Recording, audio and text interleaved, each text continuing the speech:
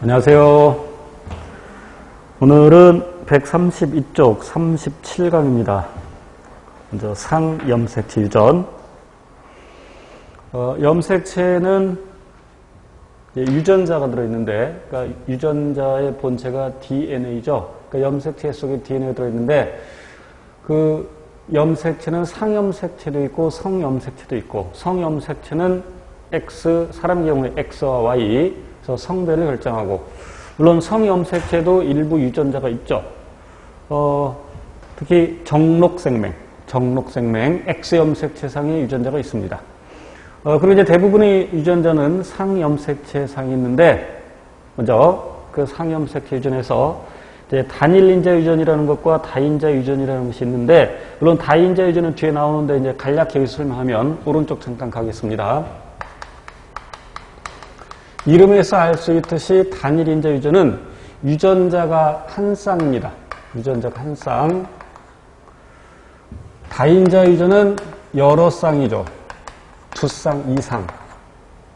자, 그래서 예를 들면 단일인자 유전의 경우에 미맹을 들 수 있는데, 미맹은 굳이 화학물질 이름을 외울 필요는 없겠습니다만 PTC라는 화학물질이 있는데, 이 물질의 농도가 현저하게 낮아질 때 그 쓴맛을 느끼지 못하는 것을 미맹이라고 하는데, 병은 아니에요. 어쨌건 그 미맹에 대해서 정상인 사람도 있고, 그러니까 지금 가로축을 표현형으로 잡는데 정상과 미맹 보겠습니다.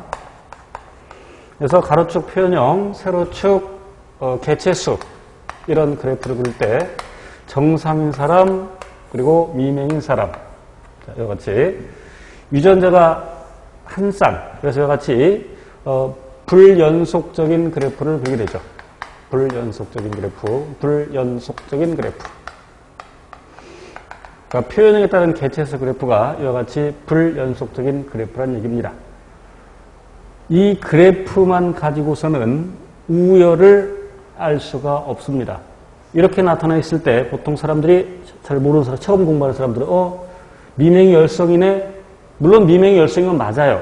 미맹이 열성인 건 맞지만 이 그래프를 가지고서는 알 수가 없습니다. 자,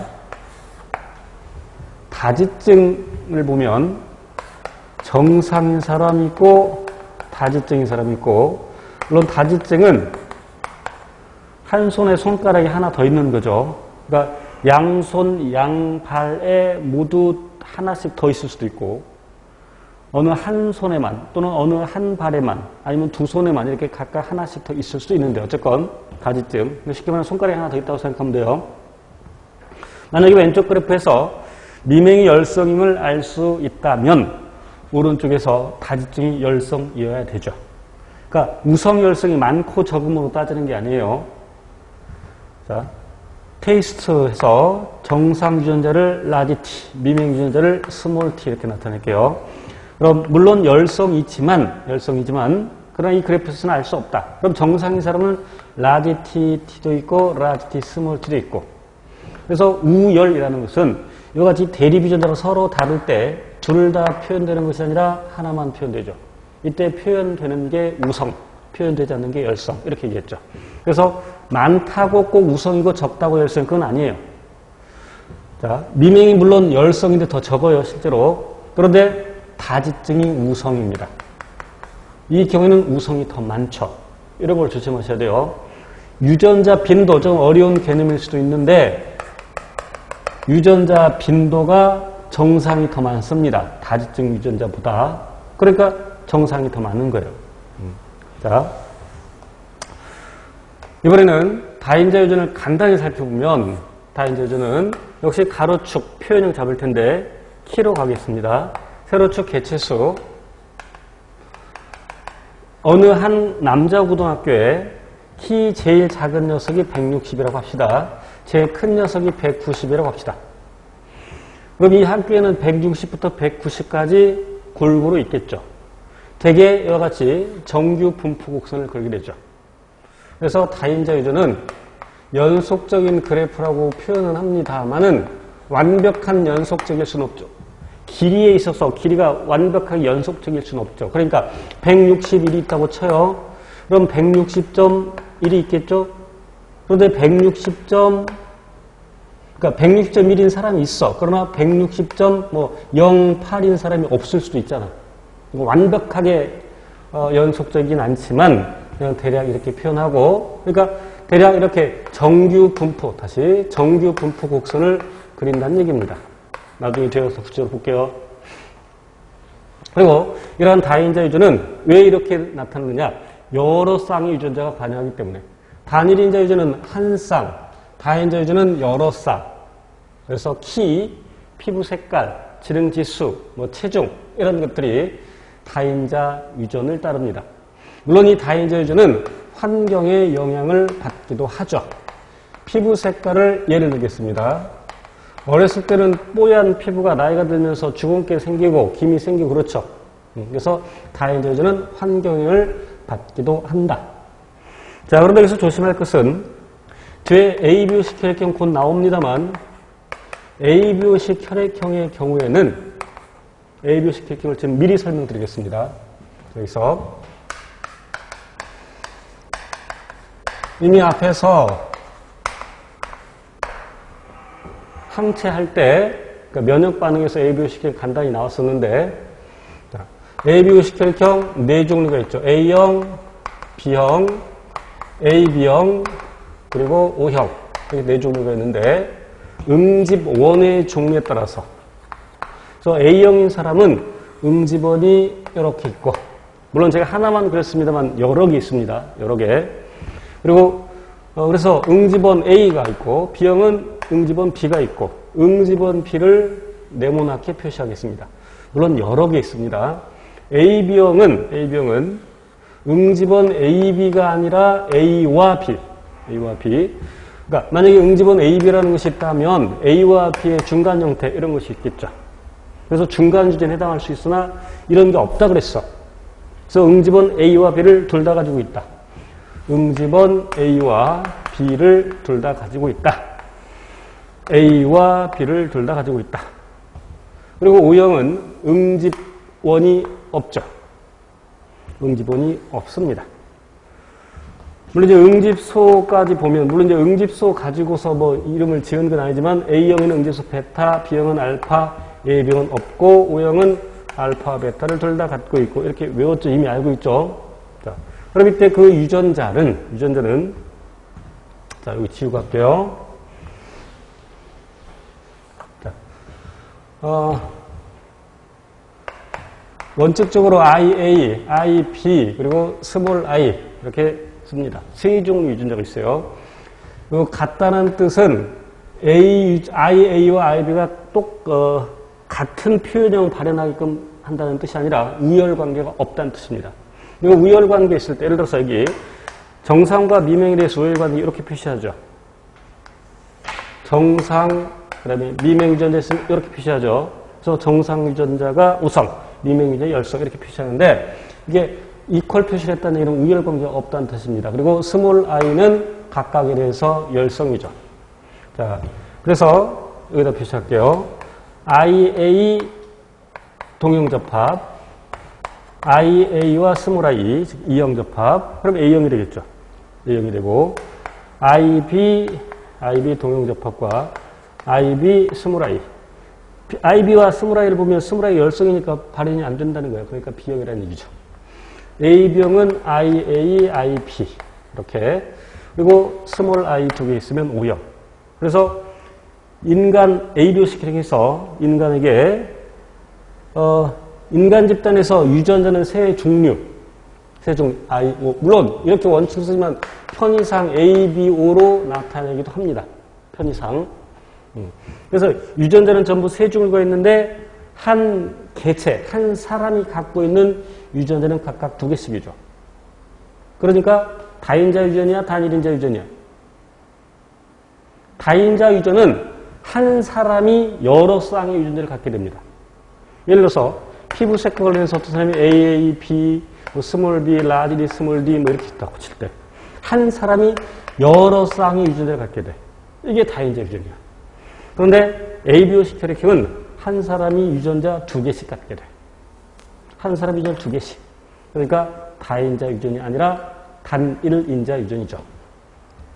이와 같이 ABOC 혈액형은 유전자가 3개, 물론 3종을 이렇게 해야 되는데 3개, 그리고 표현, 다시 유전자형은 6가지, 표현형은 4가지. 이해되죠? 이런 거 뭐 이해하고 기억까지 하고 있어야 돼요. 자, 그래서 우리 단일인자 유전 뭐 공부를 하게 됐고, 자, 화면 가서 보겠습니다. 화면 가서. 그래서 단일인자 유전, 하나 형질을 결정하는 데 한 쌍의 대립연자가 관여하는 유전 현상. 그래서 당연히 멘델 법칙에 따라 유전되고 상위 염색체상이 있기 때문에 남자, 여자 똑같게 염색체를 갖고 있기 때문에 동일한 빈도로 나타나고, 그러나 성염색체상 유전자가 있을 때는 남녀의 발현 비율, 표현 비율이 달라지겠죠. 달라질 수 있죠.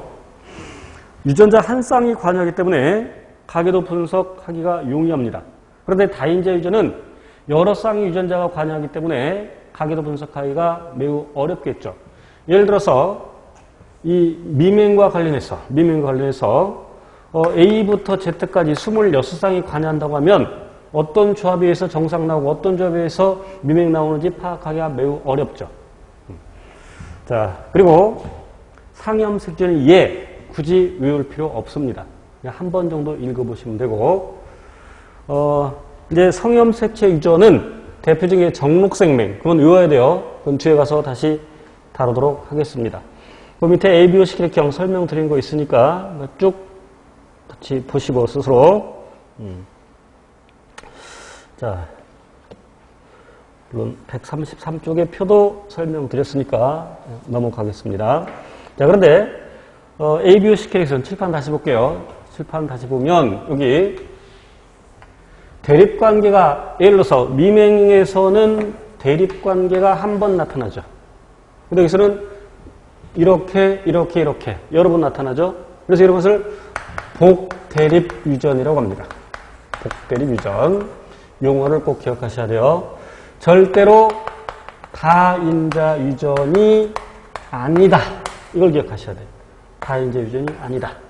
단일인자 유전이고 복대립 유전에 해당이 되죠. 133쪽에 있는 문제 보겠습니다.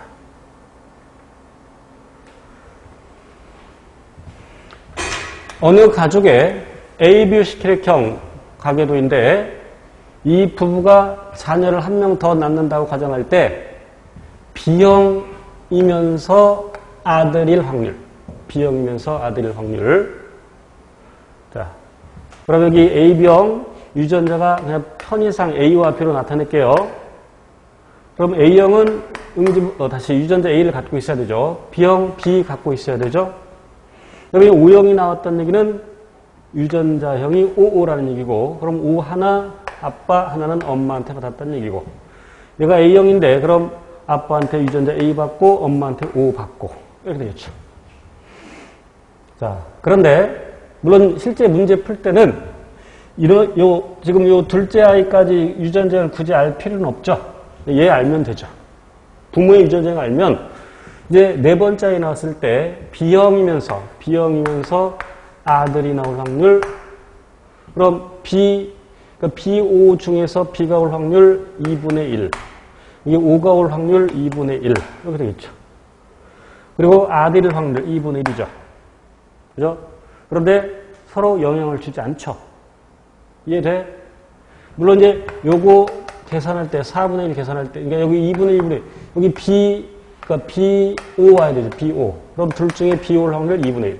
A5 중에 O가 올 확률 2분의 1. 이렇게 계산했지만 이걸 이렇게 해서 돼요. 그럼 B형이, 그래서 지금 A5 나올 수 있고 AB 나올 수 있고 B5 나올 수 있고 O 나올 수 있고, 그럼 그 네 가지 중에서 B형 나올 확률은 한 가지니까 4분의 1 이렇게 봐도 되죠. 그리고 아들 확률 2분의 1. 그래서 다 곱하면 8분의 1. 해설에는 느닷없이 딸일 확률이 나와 있어.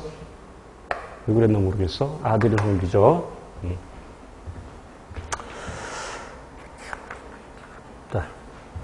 잠깐 끊었다가 38강 바로 들어가겠습니다. 잠깐 끊을